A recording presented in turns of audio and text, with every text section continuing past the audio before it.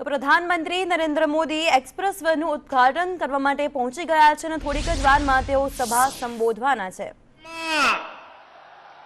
स्वतंत्रता संग्राम के खुशबूबा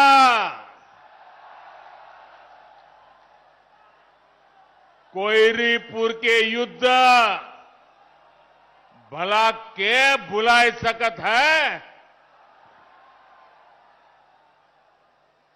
आज ये पावन धरती का पूर्वांचल एक्सप्रेस वे के सौगात मिलत बा। जैके आप सब बहुत दिन से अगोरत रहीन।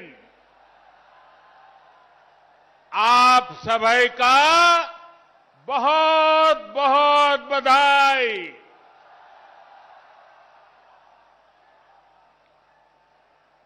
उत्तर प्रदेश की राज्यपाल श्रीमती आनंदीबेन पटेल जी, यूपी के ओजस्वी, तेजस्वी और कर्मयोगी मुख्यमंत्री योगी आदित्यनाथ जी, यूपी भाजपा अध्यक्ष श्री स्वतंत्र देव जी, यूपी सरकार में मंत्री श्री जय प्रताप सिंह जी, श्री धर्मवीर प्रजापति जी, संसद में मेरी साथी बहन मेनका गांधी जी, अन्य जनप्रतिनिधिगण और मेरे प्यारे भाई और बहनों, पूरी दुनिया में जिस यूपी के सामर्थ्य पर, यूपी के लोगों के सामर्थ्य पर जरा भी संदेह हो, वो आज यहां सुल्तानपुर में आकर यूपी का सामर्थ्य देख सकता है।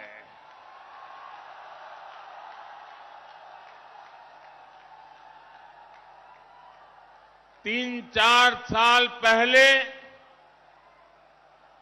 जहां सिर्फ जमीन थी, अब वहां से होकर इतना आधुनिक एक्सप्रेसवे गुजर रहा है। जब 3 साल पहले मैंने पूर्वांचल एक्सप्रेसवे का शिलान्यास किया था, तो ये नहीं सोचा था कि एक दिन उसी एक्सप्रेसवे पर विमान से मैं खुद उतरूंगा।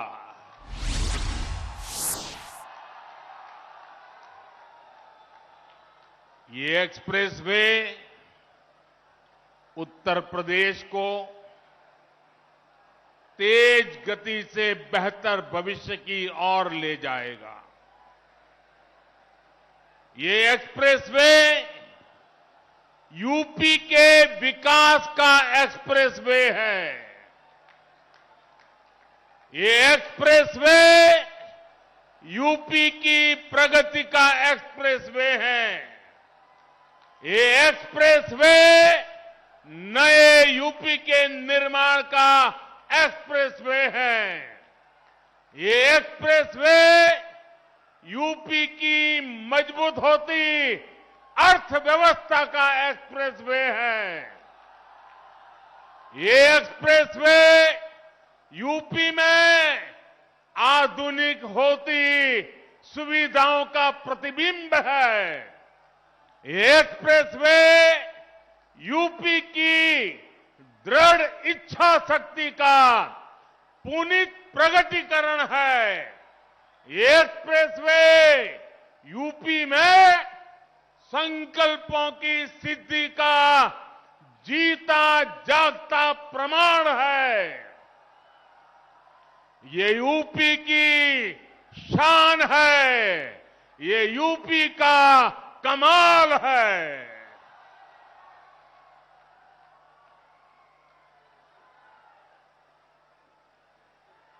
मैं आज पूर्वांचल एक्सप्रेसवे को उत्तर प्रदेश के लोगों को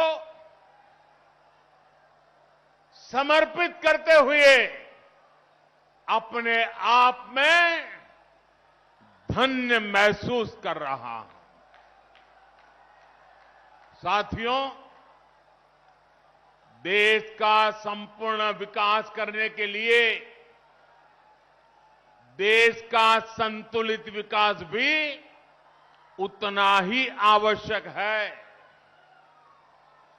कुछ क्षेत्र विकास की दौड़ में आगे चले जाएं और कुछ क्षेत्र दशकों पीछे रह जाएं। ये असमानता किसी भी देश के लिए ठीक नहीं है। भारत में भी जो हमारा पूर्वी हिस्सा रहा है, ये पूर्वी भारत, नॉर्थ ईस्ट के राज्य विकास की इतनी संभावना होने के बावजूद इन क्षेत्रों को देश में हो रहे विकास का उतना लाभ नहीं मिला जितना मिलना चाहिए था। उत्तर प्रदेश में भी जिस तरह की राजनीति हुई, जिस तरह से लंबे समय तक सरकारें चली, उन्होंने यूपी के संपूर्ण विकास, यूपी का सर्वांगीण विकास, इस पर ध्यान ही नहीं दिया। यूपी का एक क्षेत्र तो माफियावाद और यहां के नागरिकों को गरीबी के हवाले कर दिया गया था। मुझे खुशी है कि आज यही क्षेत्र विकास का एक नया अध्याय लिख रहा है। मैं यूपी के ऊर्जावान कर्मयोगी मुख्यमंत्री योगी आदित्यनाथ जी और उनकी टीम और यूपी के लोगों को पूर्वांचल एक्सप्रेस की बहुत बहुत बधाई देता हूं। हमारे जिन किसान बहनों की भूमि इसमें लगी है, जिन श्रमिकों का पसीना इसमें लगा है, जिन इंजीनियरों का कौशल इसमें लगा है, उनका भी मैं बहुत बहुत अभिनंदन करता हूं। भाई और बहनों, जितनी जरूरी देश की समृद्धि है, उतनी ही आवश्यक देश की सुरक्षा भी है। यहां थोड़ी देर में हम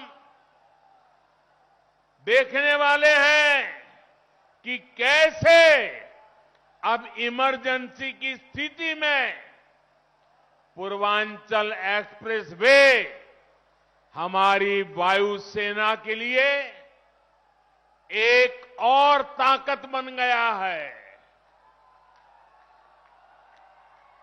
अब से कुछ ही देर में पूर्वांचल एक्सप्रेसवे पर हमारे फाइटर प्लेन अपनी लैंडिंग करेंगे। इन विमानों की गर्जना उन लोगों के लिए भी होगी जिन्होंने देश में डिफेंस इंफ्रास्ट्रक्चर को दशकों तक नजरअंदाज किया। साथियों, उत्तर प्रदेश की उपजाऊ भूमि, यहां के लोगों का परिश्रम, यहां के लोगों का कौशल अभूतपूर्व है। और मैं किताब में पढ़ करके नहीं बोल रहा हूं, उत्तर प्रदेश के एमपी के नाते यहां के लोगों से मेरा जो रिश्ता बना है, नाता बना है, उसमें से मैंने जो देखा है, पाया है, उसको बोल रहा हूं।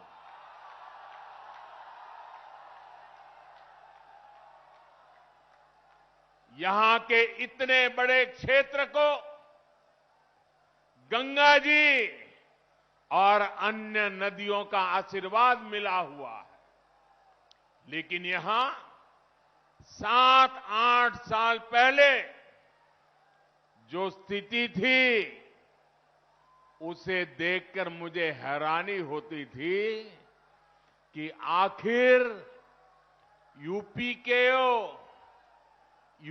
को कुछ लोग किस बात की सजा दे रहे हैं। इसलिए 2014 में जब आप सबने, उत्तर प्रदेश ने, देश ने मुझे हमारे इस महान भारत भूमि की सेवा का अवसर दिया, तो मैंने यूपी के विकास को यहां के एमपी के नाते, प्रधान सेवक के नाते मेरा कर्तव्य बनता था, मैंने उसकी बारीकियों में जाना शुरू किया। मैंने बहुत सारे प्रयास यूपी के लिए शुरू करवाए। गरीबों को पक्के घर मिले, गरीबों के घर में शौचालय हो, महिलाओं को खुले में शौच के लिए बाहर ना जाना पड़े, सबके घर में बिजली हो, ऐसे कितने ही काम थे जो यहां किए जाने जरूरी थे। लेकिन मुझे बहुत पीड़ा है कि तब यूपी में जो सरकार थी, उसने मेरा साथ नहीं दिया। इतना ही नहीं, सार्वजनिक रूप से मेरे बगल में खड़े रहने में भी उनको पता नहीं वोट बैंक नाराज होने का डर लगता था। मैं एमपी के रूप में आता था तो हवाई अड्डे पर स्वागत करके पता नहीं खो जाते थे। उनको इतनी शर्म आती थी, इतनी शर्म आती थी, क्योंकि काम का हिसाब देने के लिए उनके पास कुछ था ही नहीं। मुझे मालूम था कि जिस तरह तब की सरकार ने, योगी जी के आने से पहले वाली सरकार ने यूपी के लोगों के साथ नाइंसाफी की, जिस तरह उन सरकारों ने विकास में भेदभाव किया, जिस तरह सिर्फ अपने परिवार का हित साधा, यूपी के लोग ऐसा करने वालों को हमेशा हमेशा के लिए यूपी के विकास के रास्ते से हटा देंगे।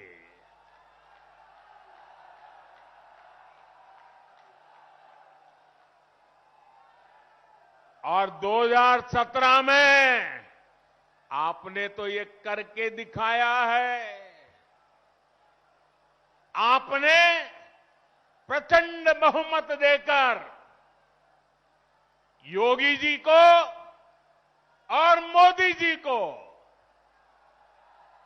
दोनों को साथ मिलकर के अपनी सेवा का आपने मौका दिया और आज यूपी में हो रहे विकास कार्यों को देखकर मैं कह सकता हूं इस क्षेत्र का यूपी का भाग्य बदलना शुरू हो गया है और तेज गति से आगे बदलने वाला भी है। कौन भूल सकता है कि पहले यूपी में कितनी बिजली कटौती होती थी, याद है ना? कितनी बिजली कटौती होती थी? कौन भूल सकता है कि यूपी में कानून व्यवस्था की क्या हालत थी? कौन भूल सकता है कि यूपी में मेडिकल सुविधाओं की क्या स्थिति थी? यूपी में तो हालत ऐसे बना दिए गए थे कि यहां सड़कों पर राह नहीं होती थी, राह जनी होती थी। अब राहजनी करने वाले जेल में हैं और राहजनी नहीं, गांव-गांव नई राह बन रही है, नई सड़कें बन रही है।